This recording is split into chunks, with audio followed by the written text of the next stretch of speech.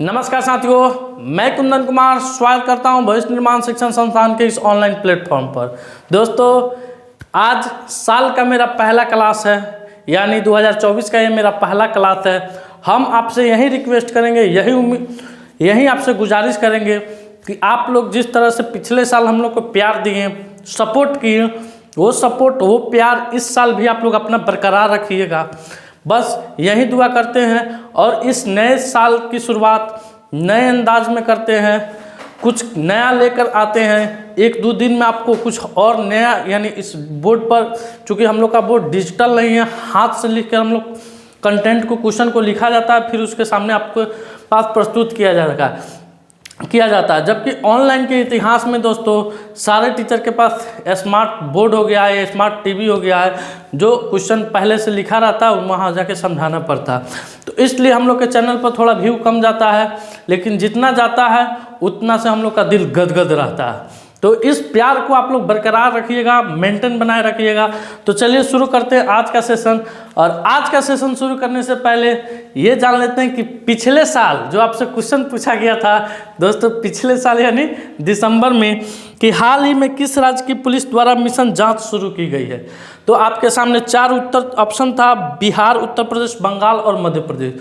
तो दोस्तों इसका करेक्ट हो जाएगा बिहार। तो बिहार पुलिस द्वारा मिशन जांच भी शुरू किया गया है और आज से बिहार पुलिस के द्वारा @75 भी शुरू किया गया है, जो कि 75 दिन में सारे कामों का निष्पादन, चार्जशीट से लेके उसको न्यायिक हिरासत से लेके, यानी बिहार पुलिस के द्वारा मिशन 75 दिनों के अंदर में सारी कार्रवाई उस पर हो जाएगी। तो चलिए दोस्तों, आपका समय नहीं खाते हुए आज का सेशन हम शुरू करते हैं। और आज के इस सेशन में मेरा पहला क्वेश्चन है कि हाल ही में किसे बिहार राज्य के मुख्य सूचना अधिकारी के रूप में नियुक्त किया गया। तो दोस्तों अभी नियुक्ति का सिलसिला चल रहा है। रोज़ आपके क्लास में, यानी पिछले की क्लास में भी आपने 3 नियुक्तियां देखी थी, इस क्लास में भी आपको 3 से 4 नियुक्तियां देखने को मिलेगी। तो दोस्तों अभी बिहार राज्य मुख्य सूचना अधिकारी के रूप में त्रिपुरारी शरण को नियुक्त किया गया। किसे नियुक्त किया गया है? त्रिपुरारी शरण को नियुक्त किया गया। आज का दोस्तों मेरा करेंट अफेयर्स है, ये वन लाइनर के रूप में आया है, इसमें ऑप्शन नहीं दिया गया है, थोड़ा समय का अभाव हो गया था इसी के कारण। अब चलते हैं अगले क्वेश्चन में। हाल ही में कौन सा राज्य भारत का पहला पनडुब्बी पर्यटन शुरू किया है? तो दोस्तों अभी गुजरात के द्वारका में भारत का पहला पनडुब्बी, क्या दोस्तों, भारत का पहला पनडुब्बी पर्यटन शुरू किया गया है। इस पर्यटन में क्या होगा दोस्तों कि आप समुद्र के अंदर 100 मीटर नीचे जाइएगा। इस सबमरीन का वजन 31 टन होगा और यह 30 यात्रियों के साथ आपको समुद्र के अंदर के सारे दृश्यों को दिखाएगा। इसका हालांकि दोस्तों इसका उद्घाटन दीपावली के शुभ अवसर पर होना था, लेकिन कुछ काम की कमी की वजह से इसके उद्घाटन को फिर से आगे किया गया और इसका उद्घाटन गुजरात के द्वारका में हुआ है अभी हाल फिलहाल में। अब आइए अगले क्वेश्चन की तरफ बढ़ते हैं। इंडियन ऑयल के अगली निदेशक के रूप में किसे नियुक्त किया गया? तो दोस्तों अभी इंडियन ऑयल की अगली निदेशक के रूप में रश्मि गोयल को, किसे? रश्मि गोयल को नियुक्त किया गया है। इंडियन ऑयल जो कि भारत का काफ़ी प्रशंसनीय, काफ़ी विश्वसनीय कंपनी है। इंडियन ऑयल के क्षेत्र में यह काफ़ी योगदान देती है। तो इसका जो अभी निदेशक बनी है, अगली निदेशक, वो रश्मि गोयल बनी है। अब देखते हैं अगला क्वेश्चन। हाल ही में अग्निशामक सेवा और नागरिक सुरक्षा के डीजी यानी डायरेक्टर जनरल के रूप में पुनः किसे नियुक्त किया गया? तो दोस्तों यहाँ पुनः लगा है, इस बात से यह जाहिर होता है कि अभी भी विवेक श्रीवास्तव थे और पुनः इनके कार्यकाल को बढ़ा दिया गया। अब कब तक बढ़ाया गया इनके कार्यकाल को? तो 30 जून 2025 तक बढ़ा दिया गया। 30 जून 2025 तक बढ़ा दिया। ये गुजरात कैडर के IPS अधिकारी है। कहाँ के IPS अधिकारी है? गुजरात कैडर के 1989 ईस्वी के IPS अधिकारी है। 1989 ईस्वी के IPS अधिकारी है। अब यह अग्निशामक सेवा और नागरिक सुरक्षा का जिम्मेवारी संभालेंगे। अब जानते हैं दोस्तों, कल भी बहुत सारे लोगों का नियुक्ति हुआ है, तो एक बार रिवीजन के तौर में जान लेते हैं कि केंद्रीय औद्योगिक सुरक्षा बल यानी CISF कि पहली महिला निदेशक कौन बनी है, तो नीना सिंह बनी है। दोस्तों ये पहली महिला निदेशक के रूप में इनका अपॉइंटमेंट होता है। फिर बना है भारत तिब्बत यानी ITBP के निदेशक महानिदेशक कौन बने हैं, तो राहुल रसगोत्रा बने हैं। कौन बने हैं दोस्तों, राहुल रसगोत्रा बने हैं। फिर उसके बाद केंद्रीय रिजर्व पुलिस फोर्स यानी CRPF इनका निदेशक कौन बने हैं, तो अनीश दयाल सिंह बने हैं। कौन बने हैं, अनीश दयाल सिंह बने हैं। ये तीनों नियुक्तियां दिसंबर की है, ये भी सब नियुक्तियां दिसंबर की हैं ही दोस्तों। तो इन सबों को आप एक साथ कहीं ना कहीं नोट कर लीजिएगा, क्योंकि निश्चित है कि इसमें से कोई ना कोई क्वेश्चन आपके आगामी किसी भी परीक्षा में आ सकता है। अब बढ़ते हैं आज का सबसे मज़ेदार क्वेश्चन। दोस्तों इस बोर्ड पर भी लास्ट का क्वेश्चन सबसे दमदार है, और जो आगे वाला आएगा उसका भी लास्ट का क्वेश्चन सबसे दमदार है। तो इसमें है कि हाल ही में चीन का नया रक्षा मंत्री किसे नियुक्त किया गया और क्यों नियुक्त किया गया दोस्तों। तो चीन के पिछले जो रक्षा मंत्री थे, जो अभी वर्तमान में रक्षा मंत्री थे दोस्तों, वे काफ़ी दिनों से लापता थे। वे क्या थे, लापता थे काफ़ी दिनों से। लिंग सांगफू, चीन के जो पिछले रक्षा मंत्री थे लिंग सांगफुंग, वो लापता थे। वो अपने कार्यकाल से, अपने सरकार से, अपने देश से ही लापता हो गए थे। तो अब उनके जगह पर डोंग जून को, किसे दोस्तों, डोंग जून को चीन का नया रक्षा मंत्री नियुक्त किया गया है। दोस्तों आप इसका स्क्रीनशॉट ले सकते हैं। चलिए दोस्तों अगले क्वेश्चन की तरफ बढ़ते हैं। हाल ही में महर्षि वाल्मीकि हवाई अड्डा का उद्घाटन कहाँ हुआ है।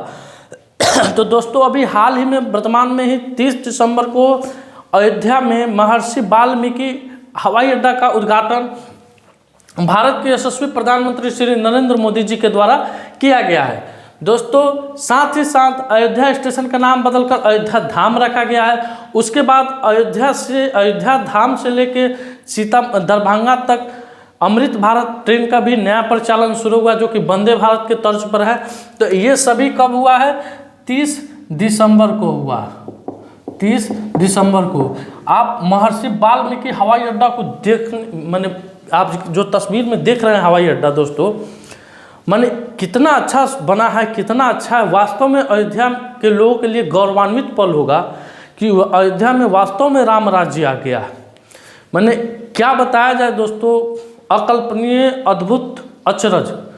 माने ऐसा योगी बाबा के द्वारा ही, मोदी जी के द्वारा ही संभव हो पाया। अब बढ़ते हैं अगले क्वेश्चन पर। अगला क्वेश्चन है राष्ट्रीय पारगमन पास प्रणाली यानी NTPS की शुरुआत किनके द्वारा हुआ है। तो दोस्तों भारत के केंद्रीय मंत्री है भूपेंद्र यादव। भूपेंद्र यादव के द्वारा राष्ट्रीय पारगमन पास यानी NTPC यानी one nation one pass truck, ये खासकर उन वाहनों के द्वारा होता है कि दोस्तों जो एक राज्य से दूसरे राज्य में जाते हैं।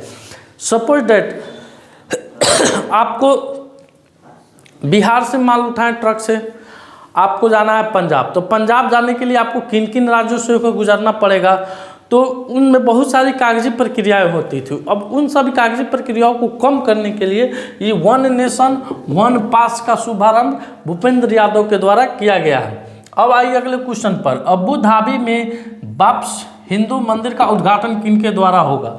तो दोस्तों अबू धाबी में बन रहा अबू धाबी का पहला हिंदू मंदिर का उद्घाटन नरेंद्र मोदी के द्वारा होगा। नरेंद्र मोदी जी के पास इसके उद्घाटन का आमंत्रण आया था, जिन्होंने उन्हें सहज रूप से, सरल रूप से स्वीकार किया। और 14 फरवरी 2024 को इस मंदिर का भी उद्घाटन हो जाएगा भारत के यशस्वी प्रधानमंत्री नरेंद्र मोदी जी के करकमलों के द्वारा। अब जानते हैं भारत से बाहर विश्व का सबसे बड़ा मंदिर कहाँ बन रहा है। तो यह अमेरिका के कैलिफोर्निया में बन रहा है दोस्तों। उसके बाद 8वां अजूबा के रूप में किसे शामिल किया गया, तो अंकोर वाट का मंदिर है कंबोडिया, उसको शामिल किया गया है। और अंकोर वाट के मंदिर के ही तर्ज पर बिहार के चंपारण में यानी पूर्वी चंपारण जिले के केसरिया में विराट रामायण मंदिर का निर्माण किया जा रहा है, जिसका बजट 500 करोड़ है। और इसे पटना महावीर मंदिर के द्वारा इसका निर्माण किया जा रहा है, जिसे संभवतः 2025 तक यह बनकर तैयार हो जाएगा और श्रद्धालुओं के लिए इसे खोल दिया जाएगा। तो अब बढ़ते हैं अगला क्वेश्चन। अगला क्वेश्चन है हाल ही में हुंडई मोटर इंडिया ने किसे अपना ब्रांड एम्बेसडर नियुक्त किया है। तो दोस्तों हुंडई मोटर इंडिया के पहले से ब्रांड एम्बेसडर शाहरुख खान जी थे और अभी भी है शाहरुख। शाहरुख खान जी थे। अब हुंडई मोटर इंडिया ने अपना फिर से एक नया ब्रांड एम्बेसडर दीपिका पादुकोण को नियुक्त किया है। और बिस्लेरी ने भी किसे अपना ब्रांड एम्बेसडर नियुक्त किया है, तो दीपिका पादुकोण को ही नियुक्त किया है। आइए अगले क्वेश्चन पर चलते हैं। हाल किस देश ने अपने देश में नए साल के जश्न पर पाबंदी लगा दी है? बताइए आंसर इसका, आंसर को ढक ले रहा है। हाल ही में किस देश ने अपने देश में नए साल के जश्न पर पाबंदी लगा दी है? तो दोस्तों नल्ला पाकिस्तान। कौन? नल्ला पाकिस्तान ने पाकिस्तान में नए साल के जश्न पर पूर्णतः पाबंदी लगा दी है। काहे कि वहाँ वो हालात नहीं है, एकदम धुआं उड़े, पैसा उड़े, सब चीज़ उड़े। वहाँ की स्थिति बद से बदतर हो गई है। और जो देश चाइना के संपर्क में आ रहे हैं उन सभी देशों का समझिए कि उद्धार हो जा रहा है। आपके सामने फॉर एग्जांपल में श्रीलंका का स्थिति देखिए, पाकिस्तान का स्थिति देखिए, नेपाल का स्थिति देखिए, म्यांमार का स्थिति देखिए, मालदीव का स्थिति देखिए। ये सब देश धीरे धीरे गर्त की ओर जाएंगे, क्योंकि चाइना की पॉलिसी है पहले तो खूब कर्ज दो, और जब देश कर्ज नहीं चुका पाए तो धीरे धीरे उसका बंदरगाह, एयरपोर्ट, इस सब को उस पर कब्जा कर लीजिए, जिससे उनका इनकम का स्रोत क्या हो जाएगा? बंद हो जाएगा। अब आइए अगला क्वेश्चन, लास्ट क्वेश्चन। हाल ही में दिव्यांगता पर केंद्रीय सलाहकार बोर्ड की बैठक कहाँ हुई है? तो दोस्तों दिव्यांगता पर केंद्रीय सलाहकार बोर्ड की बैठक नई दिल्ली में हुई है। कहाँ हुई है दोस्तों? केंद्रीय सलाहकार बोर्ड की बैठक नई दिल्ली में हुई है। दोस्तों आप इसका स्क्रीनशॉट ले सकते हैं। आज का मेरा सवाल है, 6वां रविंद्रनाथ टैगोर साहित्यिक पुरस्कार किसने प्राप्त किया?